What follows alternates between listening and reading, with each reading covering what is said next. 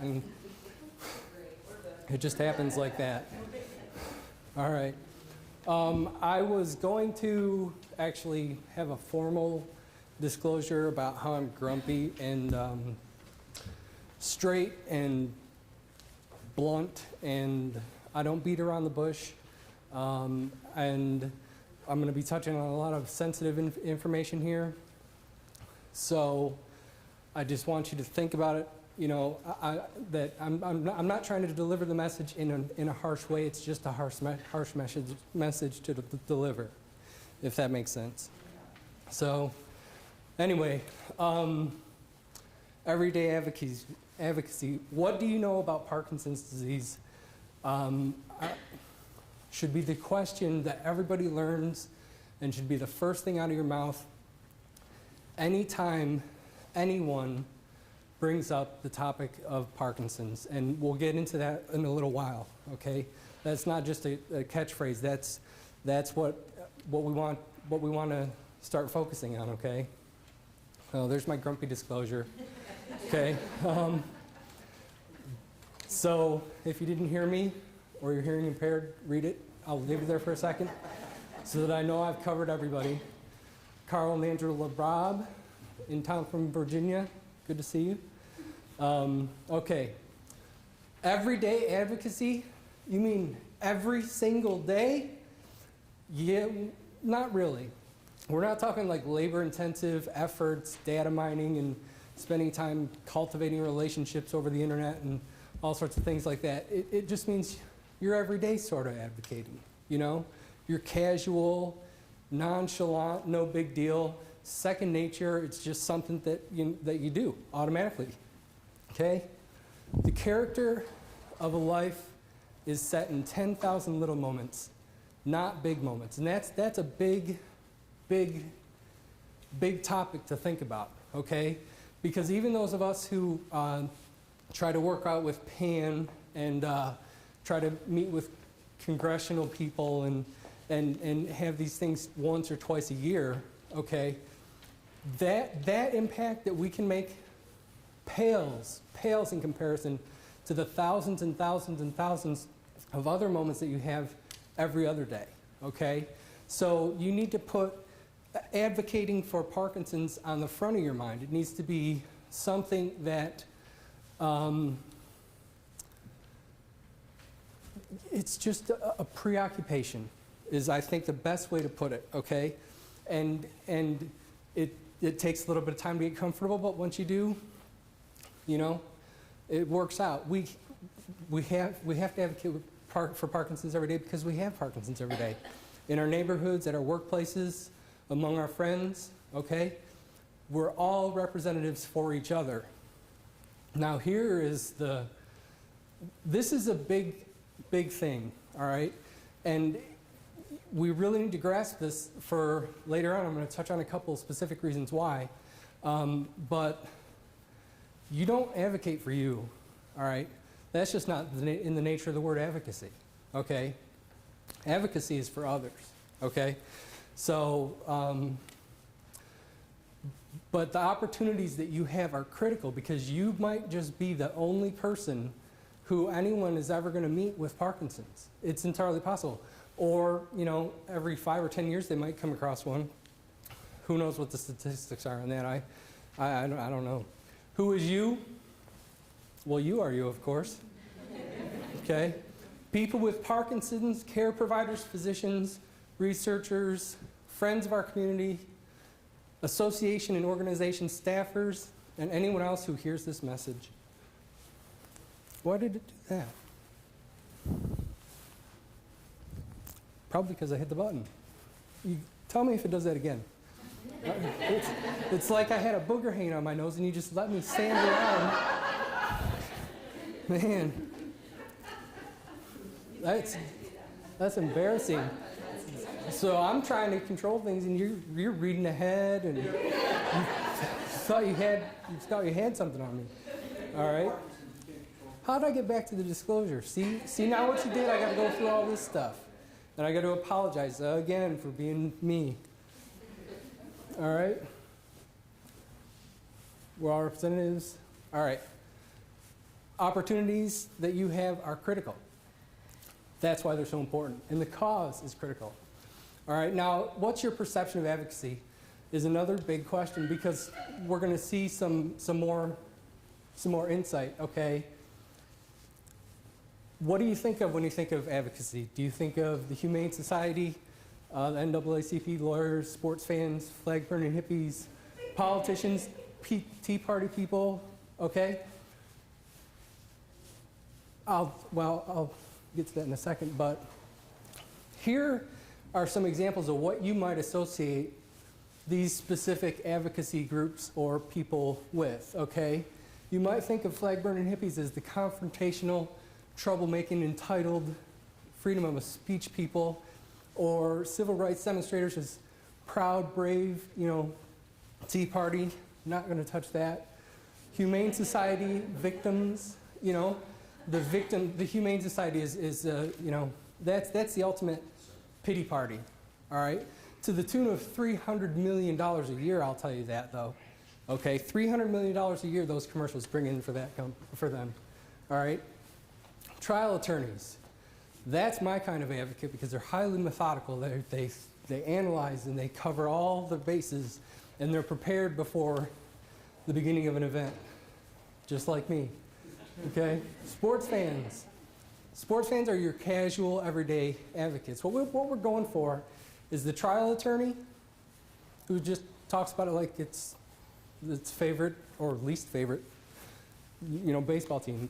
Just as many people hate the Yankees with as much passion as the people who love them, okay? When you think of advocacy, why is it that you have these associations? Because your experiences, your knowledge, and your reference points lead to your beliefs, your opinions, and your perceptions, okay? Something in the past made you either laugh at the flag-burning hippies, I heard that, okay? Or something in the past made you offended, all right? My mom went to Woodstock, all right? So I'm not, there's nothing about it, but there's the perception, all right, that comes from your experience. What is advocacy, all right?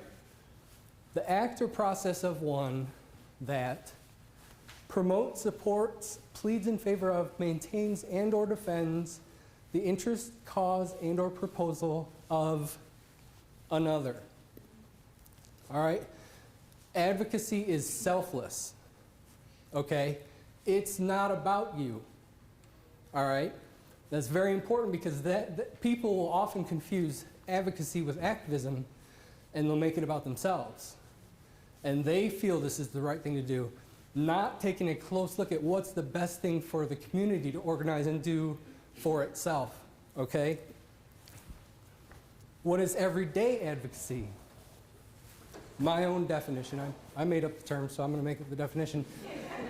The conditioned act of identifying and making good use of your everyday opportunities to purposefully enlist, support, and initiate constructive action for the common interests of the greater Parkinson's community. So if you're from another community and you want to incorporate everyday advocacy, you can't, because it's only for the Parkinson's community, okay? Conditioned, automatic, trained, Pavlov's dog, Once it becomes a habit, it'll be effortless, because I'll tell you what, habits are hard to build, and especially habits that mess with you inside and are difficult to deal with your pride, and it's tough to talk to people about such things as your disability, okay? Act. It's an action, or process. It's not reaction. It's not passive responding to whatever's going on. It's getting out there purposefully with the intent. All right? If you're not directly engaged with someone who is ill or uninformed about PD, a PD-specific subject, then you are not advocating, okay? Bottom line. You can do all the studying you want, you can learn about all the topics, you can do everything, but unless you're actively engaged specifically on a subject that is PD specific, then you are not advocating for PD, okay? Interests of the greater community, constructive action, purposefully, all right? Why do you care? Because everyday advocates can dramatically improve the position of the PD community by delivering consistent and accurate information. Oh my goodness, you want to talk about inconsistencies? The only, I think, disease that I've found more inconsistencies and issues with than Parkinson's is Alzheimer's. Because man, they've got their heads screwed on all sorts of sideways. They have so many things lumped into one, it's crazy, okay? Consistent and accurate information. Reestablishing the public's reference points, okay? Those experiences that you had that made you think of the flag-burning hippies the way you thought of them, okay? Offended that I was picking on them or whatever it was, all right? You have to reestablish those same reference points, okay? Reinform. Tactfully creating urgency, tactfully, all right? Which is easy to do, not tactfully. Increasing people's conscience, all right? Appealing to their conscience by emotionally anchoring critical topic that we're going to get into in a little bit, emotionally anchoring the right knowledge from the right perspective, okay? What does everyday advocacy involve? Sorry. Okay? See how short on time I am. All right. A clear cause, clear proposal, the interest of another, greater community, action, not reacting, pleading, not just notifying. I have a 3-year-old daughter, okay? That's advocacy. Well, that's more activism, actually, but I'll take it. If you guys can be even half as tenacious as her, we'll be good just with this room right here. All right, not activism. Even if you do not successfully deliver the perfect message, just make sure you quit delivering the wrong one. All right, and that's very important. And so I'm sure that there are people in the room that are doing that. Okay, what do the everyday Joes and Janes really know about PD? Do they have any clue what the definition is? No. Oh, only the elderly? Now, I've got to tell you that with Michael J. Fox, I really think that only the elderly thing is pretty much gone. All right, because you don't have a bigger presence than that to inform people about. Okay, are they completely ignorant? Do they think it's not fatal? Do they only associate it with embryonic stem cell research? And is it all about hope and optimism? Happy days with PD, huh? The message that the public receives is the product of an equation that we put together as a community, okay? And right now, our equation looks like that, okay? No one can understand it because there's no consistency. All right, we're not on the same page. We don't go in the same direction. I mean, we're talking from like the agenda of the Parkinson's Action Network to the agenda of researchers to the agendas of the physicians. I mean, you know, they're all, there's no consistency there. There is not a clear, static, free channel out there, all right? We're the point of reference, the patients, okay? The patients can literally pull all of those other parties in line with what's right for us, all right? And it's very important that we start thinking that way, all right?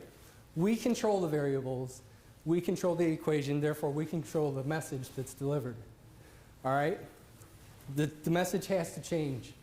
Our product is currently so far off, it's almost as if we plan to do it that way. I think it would be hard to duplicate the accidents that have been made so far in getting the message across about Parkinson's because it's just that bad. That's what our equation should look like, okay? 2 + 2 = 4. What message are we sending to the public as of today, all right? The best place to start is with a definition. I think, all right? Where did I, so you gotta tell me when I'm skipping ahead. Although I'm flying through these things, you know, but, all right. The definition that I see repeated over and over again on the internet is from the NINDS, not NIH. It's a slightly different definition, all right? But the NINDS website that says take this definition and copy it wherever you want to, all right? Let's highlight some of the key phrases. These are some of my favorite things, all right? Patients may have difficulty walking, talking, or completing other simple tasks. Oop, I thought I was done with that one. Early symptoms of PD are subtle and occur gradually. As the disease progresses, the shaking or tremor, which affects the majority of PD patients, may begin to interfere with daily activities. All right?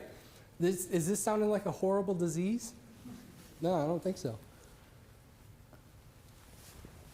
At present, there is no cure for PD, but a variety of medications can provide dramatic relief from the symptoms. Thought I was done again. In some cases, surgery may be appropriate if the disease doesn't respond to drugs. This is especially fun for me to read because it's in the context of referring to DBS. No, it's not in the context of any other surgery. And you can't have DBS if you don't respond well to the meds. I mean, come on. And Sanjay Gupta made that same mistake in his delivery the other night, which we're going to talk about that. Okay? What's the prognosis? All right? This is as bad as it gets. And go read it. All right? Chronic, it's progressive. Although some people become severely disabled, others experience only minor motor disruptions. All right? My personal analysis, when I hear it in the soft voice of the relaxing lady on TV who's selling prescriptions and giving that disclaimer. Don't worry about your bowels being obstructed. It's not going to be that bad, okay? All right? It makes Parkinson's disease sound like nothing more than a mild inconvenience. And that just really ticks me off, okay? They don't give away any accurate indication of what a person with Parkinson's can expect down the road, all right? You're not providing any good service by giving that definition that you give, all right? Infuriating. At the end of the day, it truly does seem to represent what the government really thinks of Parkinson's and its place or its priority with NIH, all right? Not necessarily NINDS, but with NIH, all right? NIH gets 5.6% of the $30 billion. And NIH gives 5.6% of $30 billion to NINDS, all right? NINDS covers 3 of the top 15 causes of death in the country. Parkinson's, Alzheimer's, stroke, all right? 5%, 3 of the top 15. Huge numbers. Major discrepancies in investment, okay? The orgs and associations, all right? Bless their heart. They're just trying to be encouraging, okay? But they're constantly trying to be so gentle that they put out just gentle messages as well, all right? The majority of the press releases are inspirational stories or breakthroughs, because every other week there's a new cure, okay? The other thing, let me back up, it's not even on there, that I was going to say about the orgs, I forgot, so I'm going to keep going. Fox, a complicated blessing. That's the best I could come up with. All right, the strength that we have with Michael J. Fox is, the potential strength, all right? Because of a few things. Sorry, I'm all doped up. And I get cotton mouth when I'm on dope. So, anchored, all right? Anchored like no other. My 3-year-old daughter, Melina, that I mentioned to you before, okay?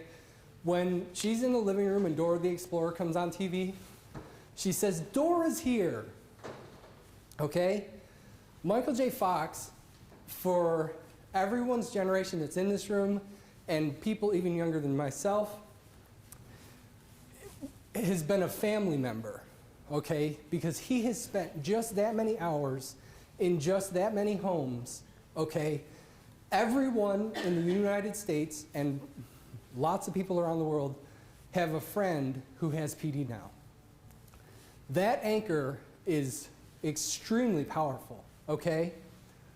Now everyone has a friend with PD, and the immediate awareness of PD through the roof, all right?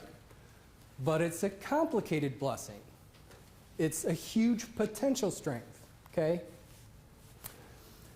All right, I've got little subtitles there. Admirable, all right? Involuntary, yet a willing leader.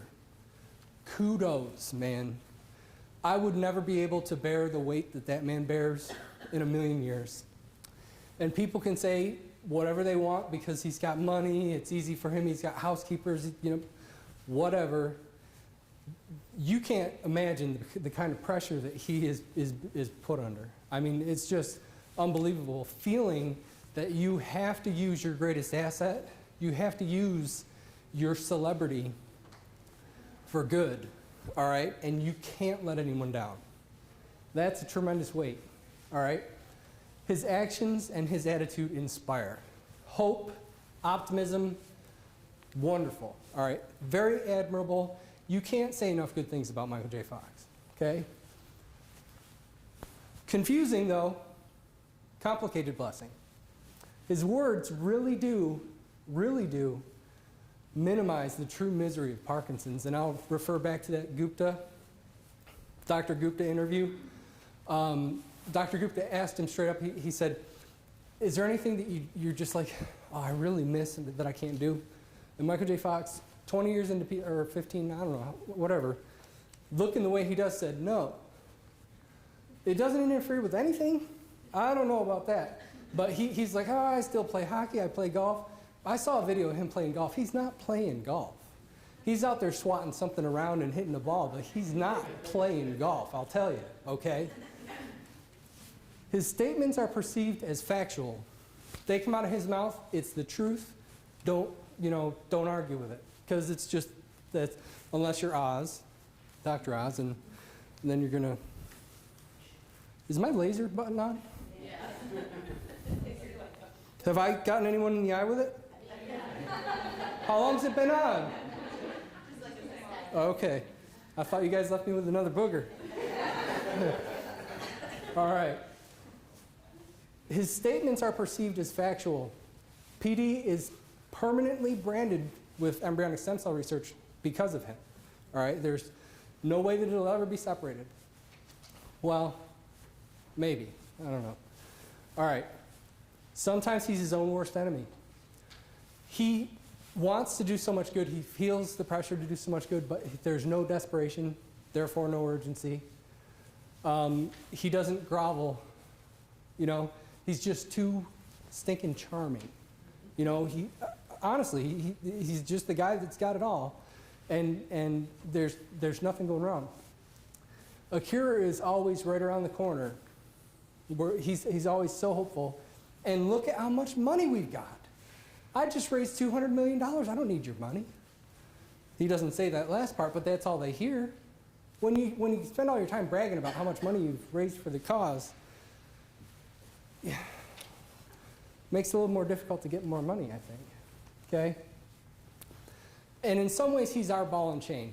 And we have every right to talk, about him, and he should probably, at some point, hear some of our feedback, because it is one of those cases that his life truly impacts ours.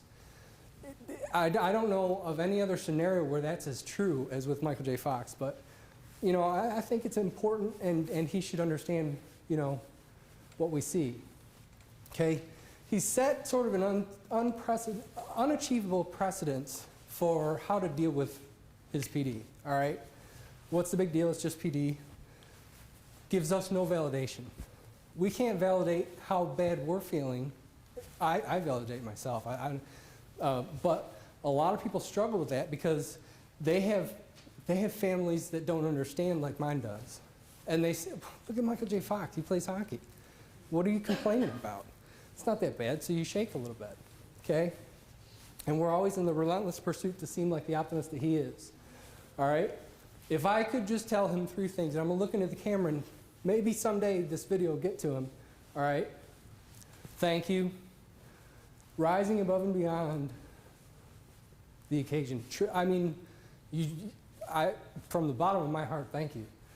No matter what, at this point, no matter what, no one will ever think any less of you. You could screw up whatever you want. I mean, you have got so much equity with all of America. You know, you just don't have to put that pressure on yourself to be perfect 100% of the time. And it's okay to be human.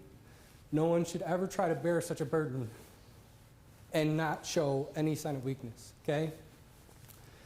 What message are we sending, all right? Being that we're constantly pounded with the fox, with the organizations, the optimistic doctors, stuff like that.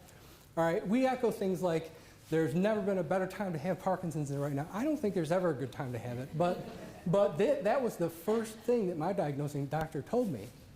And I didn't know any better, okay?